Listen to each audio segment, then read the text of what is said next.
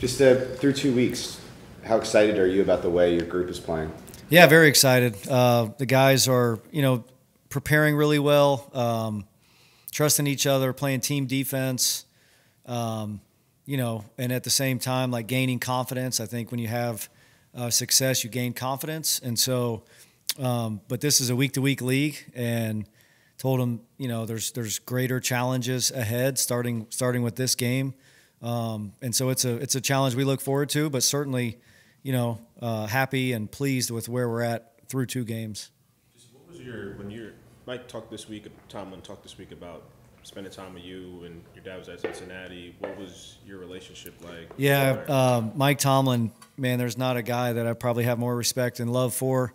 I was 16 years old in high school, and my parents were split up, so I would get a chance to go to Cincinnati quite often, with my dad being the head coach there. And Mike came in. I forget where he came from, but came in as the DB coach. And so I was a high school, receiver DB, and we really just hit it off. And he took interest in me. I took interest in him. We've had a good relationship ever since, which is really cool in this profession. That at a young age you get a chance to meet somebody like that, and then when I went to Baltimore, sort of really had a chance to kind of see his team and just the respect that you have for how his teams play, and how he's operated for such a long time at the standard that they've played at and competed at every year. He's great. And I really look forward just the challenge of competing against, his style of team. Did you learn a lot from him, or what were those times? At the time it was just I had a chance to see a lot of different coaches, and I was in that age where I was trying to figure out if that's what I wanted to do. When you're 16 years old, you think you really don't know. But when you see guys like Mike Tomlin, and it's like, man, what I see him do doesn't feel like a job. Like, he's having fun. He's coaching his guys up. There's relationships there that are powerful. And that's really like seeing that at a young age through my dad and through all the coaches I had a chance to be around. That's what draws you to the profession. So Mike was certainly one of those key guys for me.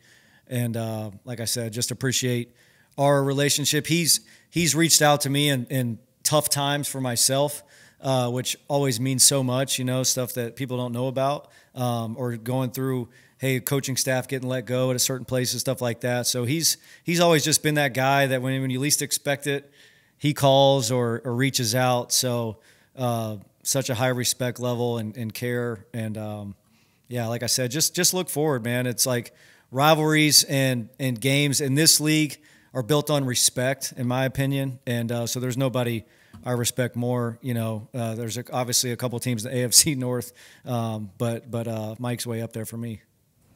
Just having so many guys on the team, from the players to the coaching staff, even the front office, that were with the Ravens, what advantage does that give you guys as, there's a bunch of guys that maybe are going into Pittsburgh for the first time, as far as what this is going to be like for your group? Yeah, I think just to, it's a great place to play. Great fans, great environment. It's their home opener. They've played stylistically a brand of football for a long time. They've been one of those really, really stable organizations in the National Football League. I think they've had 3 head coaches in 40 years or something like that. And so just having a little bit of awareness of that and sort of the aura you feel when you go into that stadium, when they play Renegade, all the different things. But really at the end of the day, I don't know that in this particular situation, it's let's go play our style of football, and have a tons of respect for them. Our players have a lot of respect for them. We do as an organization, and really just look forward to that opportunity. But anytime you go somewhere that you've been, there's a little bit of comfort, and we've been there. We got a couple guys that played there on our defense that have shared some thoughts with the guys as well. So just a challenge and an opportunity we look forward to.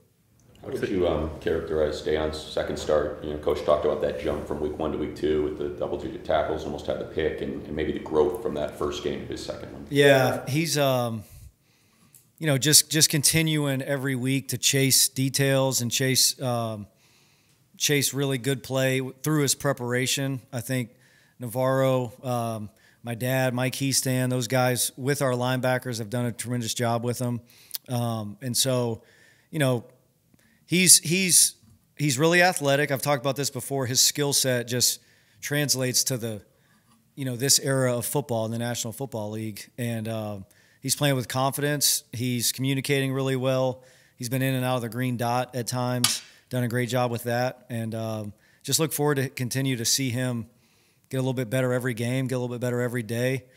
He practices. His practice habits and preparation are really taking off and really allowing him, I think, to continue to get better every week. So very happy with how he's played so far. What's the biggest challenge of Justin Fields and his mobility? Yeah, it's a huge challenge. You always talk about in the NFL, a lot of the quarterbacks, man, it's like the first play and then the next play, the second part of the play. And they'll call some design runs and things like that. He brings an element to their run game in that regard. But then when he drops back to pass, if he does take off, he's like a legitimate tailback running the football. Size, physicality, speed, not afraid to try to run through tackles.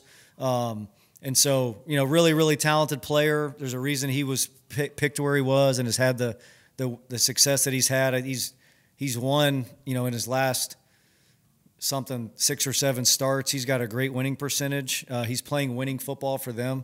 And their style of play. So, it's a great challenge, and one we look forward to the challenge. Coach Harbaugh talked about the play of Christian Fulton on Sunday. How would you evaluate what you saw from Christian in week 2 and just his presence in the secondary since he's been here? Yeah, Christian had a great game Sunday. Continues to progress, and it's similar to Dayon, man. Just the way he prepares, the way he studies throughout the week. The way he practices allows him to go out there on Sunday and play with confidence. He trusts the guys around him. The guys around him trust him. And, up to this point, he's played really well. We know that there's greater challenges ahead as a defense and as individuals, some of the guys coming up. But, really happy with how he's played. He's kind of been that way since he got here. And I know I talked about that before, but he's been phenomenal since he got here. He's been bought in since the second he walked in, and I met him even when he came on his visit before he actually decided to sign.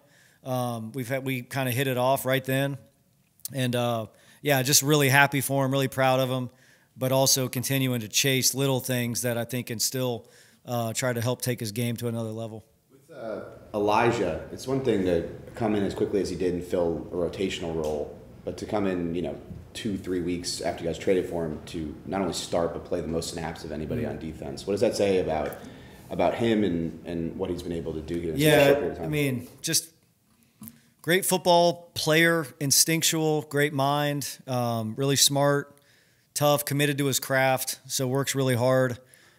Just like I've said about a lot of them, man, just the way they practice right now really allow them to play the game with a free mind because they're able to take some things from the film study, take some things from practice, anticipate plays that are coming without guessing what plays are coming. I think that's a big difference. Just once again, shout out to Klink and Chris O'Leary, Muschamp. Those guys in the back end have spent a lot of time with him to make sure that he's prepared. Derwin, Alohi, same. Those guys have done a great job integrating him into how we're trying to operate. Super pleased and major shout out to just him, man. He did it, and played great. And we look forward to, talk about the depth being built in that room. And now I look forward to trying to get them all out there and seeing what our best combinations are for all the different situations. We talked so much about that third safety spot through through the spring and training camp and everything. To go get a guy like that, where you guys trade a 6th-round pick, he comes in, he's able to, give you that third safety depth right off the bat. Like, what kind of stability does that give you? Yeah, huge shout out Joe, Chad, like all the personnel department and making that happen. You know, sort of, you know, and I think Joe's experience last year in Baltimore and sort of seeing the value of that position. And when you have versatile DBs, you know, when you have a guy like Derwin, man, it's like, we say it every time, but there's so many different things he can do to get that guy that now allows you to kind of utilize him as a different piece at times. Just makes it better, and it gives you really good combinations. I was also really happy with how AJ played. He got a really good extended run in that game, kind of as the third safety in that game. So really happy with him, and happy with just how he kind of mentally handled that whole thing, you know, where you go through it and you're kind of that guy, and then they trade for a guy. Never batted an eye, kept really preparing well, and stuff like this happens, man. Guys get hurt, and it's like you're ready for your opportunity when it comes again, and you take advantage of it, or you're not ready, and then those opportunities can dwindle quickly. So really happy with AJ and how ready he was for the moment to get back out there, and just happy with that entire room up to this point.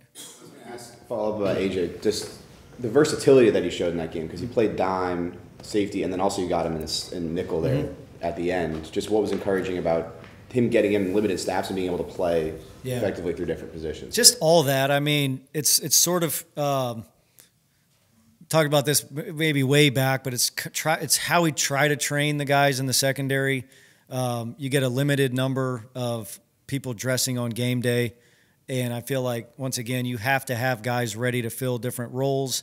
You can't, you know, I don't ever want to be one player away from being out of a package or out of a thing that we thought, hey, this was going to be the best way for us to attack the team in this situation. So his versatility, his knowledge of just the overall system and how he can plug into different spots was great, and played well in all of them, and look forward to, you know, finding ways to use him, you know, throughout the year where it shows up.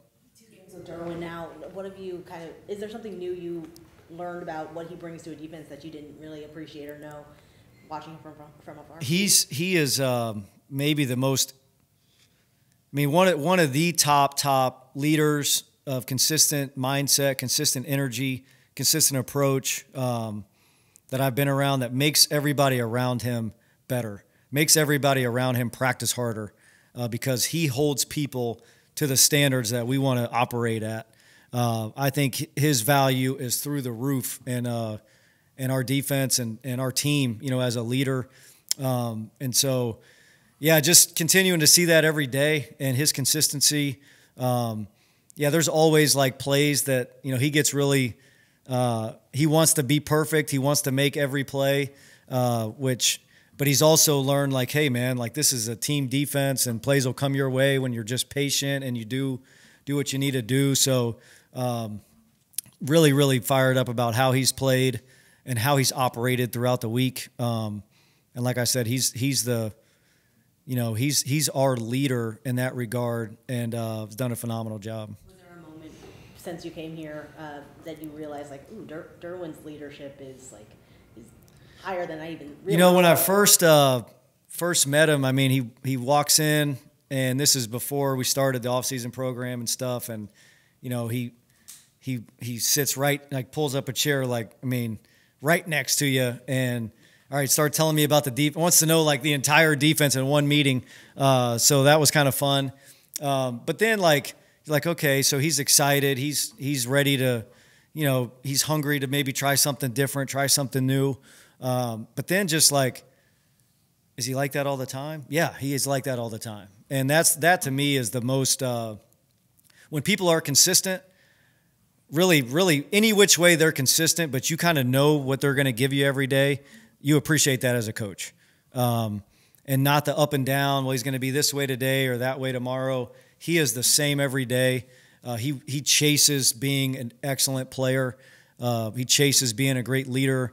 He chases studying. He chases everything with the mindset that you know, man, you'd love to have everybody like that. And that's why he's a great player, you know, and that's why he's had the success he's had. So, major shout out to him. For the game, Sunday, the tight ends, just history of tight ends in Pittsburgh and how they use them and productive they've been. Is there a specific way you can attack someone like Darnell Washington, someone that big, and how you try to solve that problem, I guess, if it is? Yeah, I'd hate to give that away. But, yeah, they do a great job utilizing everybody in their offense, great receivers, obviously different tight ends, different styles of tight ends that they all do different things well. He's certainly a huge man, so he's a really good inline blocker. He's good at securing the edge. And then, man, he can flex out, and he's a matchup problem because of his size, catch radius. And so, guy we got to be aware of, just as all their guys are. And, I look forward to the challenge. As you have tried to sort of instill this mentality of how you want to play, specifically like play style, physicality, having a guy like Denzel Perryman who plays the way that he plays, how helpful is that, and has that been in trying to sort of instill that mentality? Yes, I mean, super helpful. It only goes the way that the players embrace it and then are able to play that way. And then when they play that way, then they become guys that hold other people accountable to playing that way. And DP's been like that from the jump. I think he's really excited to be here. He's having fun. He's playing with a lot of energy, and he'll sort of joke with me sometimes, like, I'm getting there, I'm getting back to where I'm at, and I really thought he played really, really well Sunday. Played the type of football that I kind of thought he would play, and he did in the first game too. But yeah, he's still a really good player in this league, and another guy that's got those leadership qualities, maybe different than Derwin, but you kind of want guys to have different leadership qualities.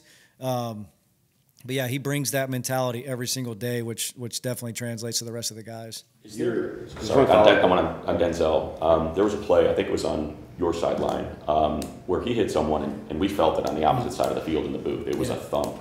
When someone, is that technique? Is it willingness? What is it that, and he's always had that reputation, what is it that leads to that in a player? Yeah, it's number one, willingness, like intent. You have to have intent to play that style of football. Which I think is growing with our entire group, but he certainly has it already. And then, Navarro does a great job with him. And I think he's had to, similar to Derwin, like these guys have also, over the last couple of years, gotten some penalties and gotten some plays where, and so they've done a great job of like embracing, hey, let's do it this way so that we don't, you don't get fined or we don't lose you for a game. So just a great player, has that mindset that makes him that physical of a player. He's probably been that way since he started playing football when he was 5 or 6. But yeah, just super excited to have him. The sack that he had on the sideline, I think that's the play you're talking about, where you were fired up after that. Was there, obviously it was a big sack, knocked him out of field goal range. Was there something more to it than just the magnitude of the play in the game for you? Or no, I mean, when you get off the field on third down, when the guys make big plays, gonna be excited, And I'm pretty even keel, I would say, throughout the week.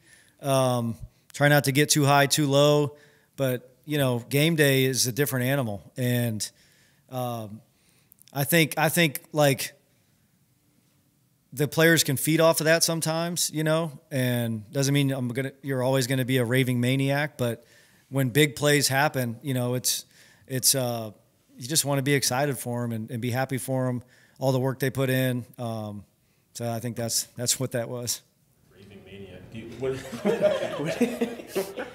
What do you, as a coordinator, what do you make of like the way offenses this year, like passing yards, passing touchdowns are down? Have you noticed this, and what do you make of the way defense is being played? I think the league is so cyclical. So, I mean, it goes in cycles where there's points being scored galore. There's big plays. There's less running. Now it's like, okay, what do the defenses do? A lot of people play more shell coverage, deeper safeties. So now it's like, okay, force teams to run the ball at times, check downs. So I think that's kind of probably been happening in the last couple of years. We just try to play the style of football against that particular opponent. Don't necessarily look at it from that big vantage point, big picture. So I think it's a week-to-week thing, which our coverages probably show it's more of a week-to-week thing for us. But there are those teams now that it's like just, run yards are up because a lot of teams will just sit back in that and play. And we certainly want to be good at stopping both. So, I don't have the big picture answer probably you're looking for, but definitely have noticed it. Do you think it's ironic that, obviously it's been trending that way, but like Jim Harbaugh and Greg Roman are back in the NFL and rushing yards are up and it just works out that way. I've just been trending that direction. But I think that's what makes Greg so good and obviously Coach, the way that he tries to build the team. It's like a lot of teams now, the offenses are spread and this and that and less people in the core, which allows some teams to run the ball better. Where we're going to make you defend, 11-on-11 football, big bodies, tight ends, fullbacks. And so a lot of times, man, like you don't see that when you don't see it from your own offense for 6 weeks of training camp, it's really hard to get ready to play that style of football in 1 week. And, so and I've said this before, like the offense that we get to defend, in my opinion, to be a good all-around defense that's kind of ready for it all, it's great for us. And Greg does such a great job. I think Coach, it's complementary football, and it's team football. It's what's best for the team, and it's never about, hey, we got to get this guy this guy that. It's like, what do we got to do to win, right? That's really what it comes down to. And I think those guys being back together is special. What was your assessment of the run defense? I thought it was very solid. They were running the ball at times and D&Ds and different things like that where, we might have been anticipating pass, some second and longs and some different things like that, especially once we had a little bit of a lead. So overall, really happy with how we played it early in the game and sort of negated the run. But there's always things we're chasing to be as good as we want to be in the run.